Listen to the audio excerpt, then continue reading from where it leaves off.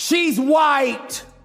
And because of that, when you consider some of the hard times other people gave her, they were resentful of the fact that this white girl came on the scene where there was a bunch of sisters that preceded her spanning decades that were big time that deserved a lot of credit. What if I told you that the most dominant female basketball player may not even be aware that she is in the epicenter of a quiet conflict? A conflict between millionaires, coaches, and Caitlin Clark, a rookie sensation.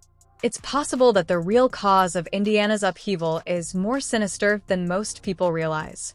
A private meeting was held at the offices of Pacers Sports and Entertainment, the same conglomerate that owns the Indiana Pacers and the Fever, according to a number of podcast hosts and internet insiders.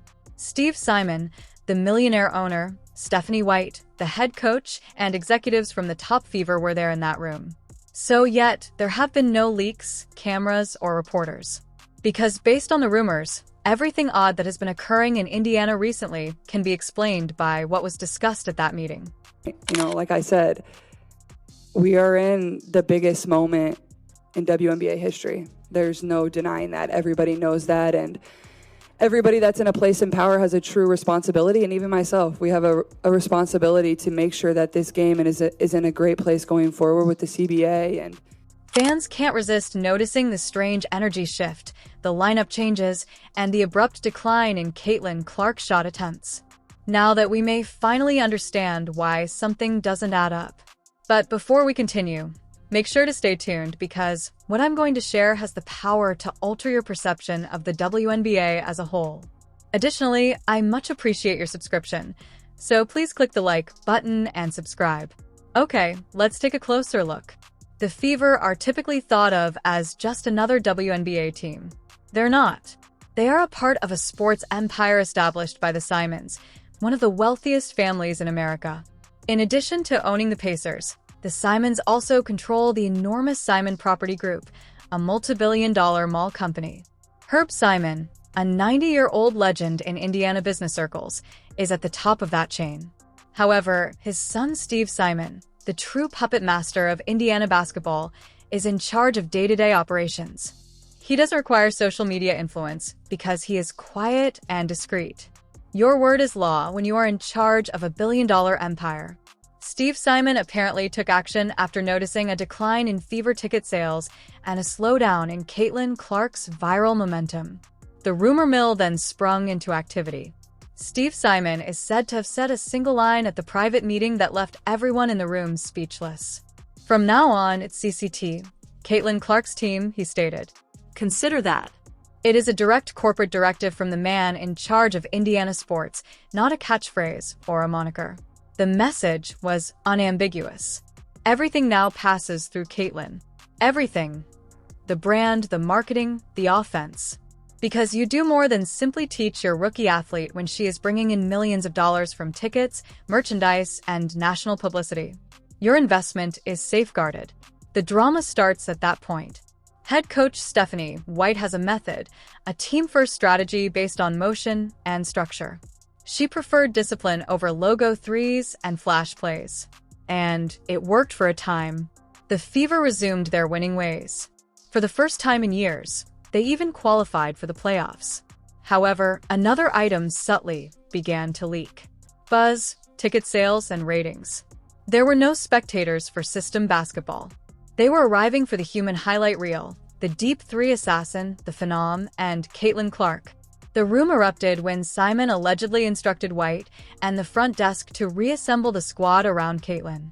According to insiders, White lost it. She didn't want her staff to become a one-man operation. Simon is claimed to have said the words that stopped everyone cold at that point. It's the way it is, but you don't have to like it. The Indiana Fever's power dynamic was permanently altered at that precise moment. Things began to go strange shortly after that meeting. Kelsey Mitchell was hailed by Stephanie White as the focal point of the Fever offense. Insiders, however, spoke of mounting friction behind the scenes. Ownership versus coach, superstar versus system. Caitlin Clark was caught in the middle, trying to play basketball while coaches and billionaires battled for control of her future. From the outside, everything appeared to be quiet. However, if you looked closely, you could see the fissures. There was a strange vibe in the team.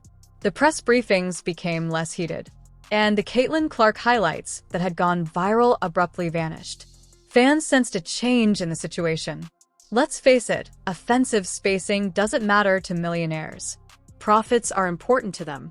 Fever games were selling out when Caitlin Clark was dumping $30 a night. Items were flying off the shelf. The battle for broadcast rights was being fought by TV networks. But the business slowed down when her part became smaller. The calls began at that point. The powerful individuals acted quickly as the economy stalled. Because there is only one rule in the world of multi-billion-dollar sports enterprises. Keep the money-printing asset safe. And that asset is Caitlin Clark.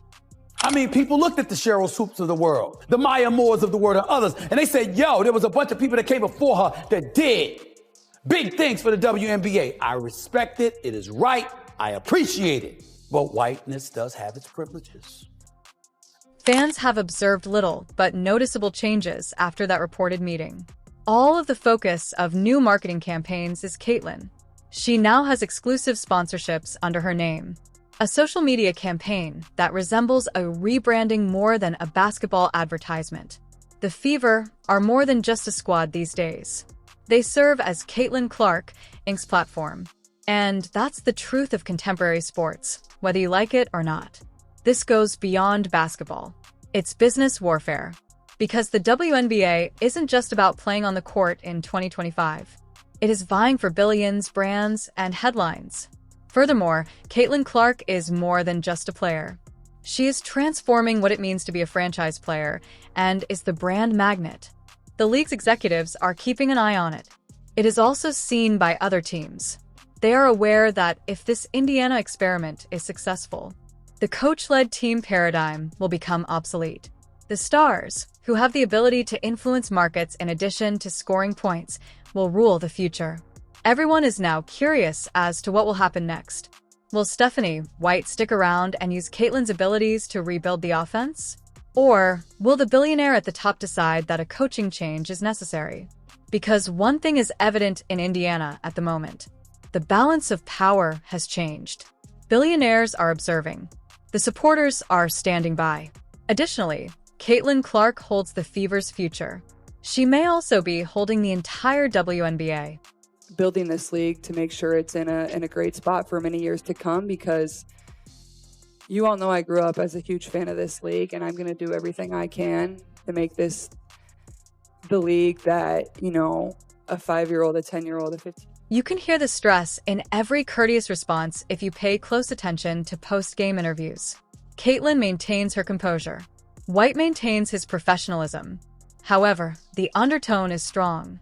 This is the quiet before the storm. Additionally, it's possible that the storm has already started. According to some, a new assistant coach has been subtly hired to fill the void. Others assert that some veterans are being sold for compliance rather than fit. Every minor alteration seems planned. The question is not whether the takeover is occurring, but rather when it will be formally announced. Nobody is disputing the rumors, but nobody is also verifying them. Additionally, there are instances when silence speaks louder than any press statement. Because Caitlin Clark didn't simply join the WNBA if even half of this is accurate. She assumed control. She is more than simply the rookie sensation anymore.